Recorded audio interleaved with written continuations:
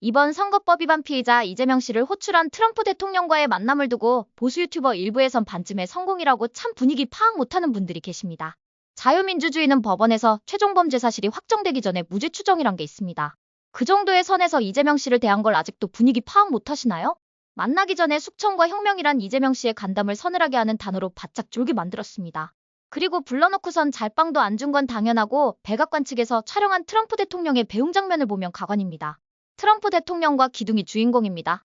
게다가 공개 면담 자리에서 백악관 측이 촬영을 한 걸 보면 트럼프 대통령을 향해 줄곧 측면 촬영을 했습니다. 정면으로 두 정상의 모습을 찍은 건 외부 영상이라고 합니다. 게다가 희한하게 공개석상에서 트럼프 대통령은 이재명 씨에게 우호적인 모습을 보입니다. 이제 이재명을 위한 국내용 영상은 공개 면담을 통해 끝났습니다. 전 여기에 트럼프의 전략이 있겠다는 나만의 합리적 추론을 해봅니다. 만약 여기서 트럼프 대통령이 남아공 대통령이나 젤렌스키처럼 했다면 이재명의 반응은 어땠을까요? 아마도 트럼프 대통령이 원하는 상황 연출이 힘들었을 겁니다. 그래서 상대방을 미팅 전에 확 졸게 만들었다가 오히려 만났을 때 긴장을 확 풀게 하는 전략을 쓴 겁니다. 그리고 비공개 면담에서 미국 무부 고위 관료의 표현에 따르면 속임수를 쓰다가 얼굴에 주먹 여러 번 맞았다고 합니다. 이 표현 여러분 잘 아시잖아요. 마이크 타이슨이 누구나 얼굴에 주먹을 한 방 쳐맞기 전에는 아무도 그 상황이 얼마나 위험할지 모른다는 말에서 유래된 거 말이죠. 맞습니다. 링 위로 오르기 전엔 누구나 계획이 있습니다. 그런데 한 대 조 터지고 나면 머릿속이 진공 상태로 돼버리고 어느 순간 실려나가는 자신의 모습을 보게 되는 겁니다. 그런데 놀라운 건 트럼프 대통령 입장에서 이렇게 이재명 씨를 통해 엄청난 이득을 챙겼는데 왜 공식 문서로 안 남길까요? 그건 대한민국의 정치 환경이 정상으로 돌아갈 때를 대비한 건 아닐까요? 이재명 씨는 트럼프 대통령의 호출을 통해 사방에 적을 만들었습니다. 중국 공산당과는 안미경 중 더 이상 어렵다는 듯한 발언을 해 중국 공산당을 자극했습니다.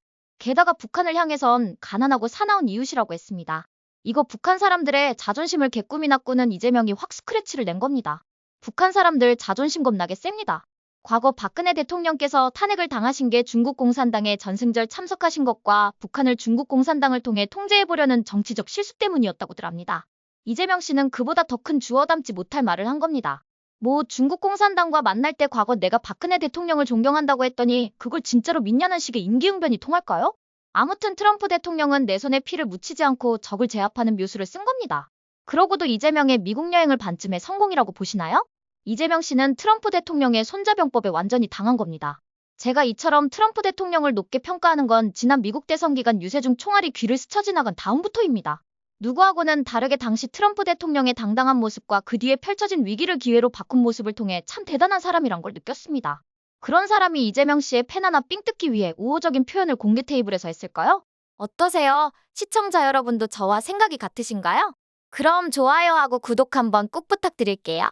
시청해주셔서 고맙습니다. 전 리포터 헬이었습니다.